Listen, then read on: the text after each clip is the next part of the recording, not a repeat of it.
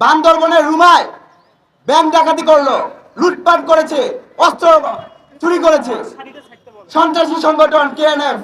কিন্তু আজকে আমরা পত্রিকায় দেখতে পেলাম সেখানে যে তথাকথিত যে ব্যাংক ডাকাতি হলো সশস্ত্র সংগঠন কেএনএফ এর 52 জনকে গ্রেপ্তার করা হয়েছে।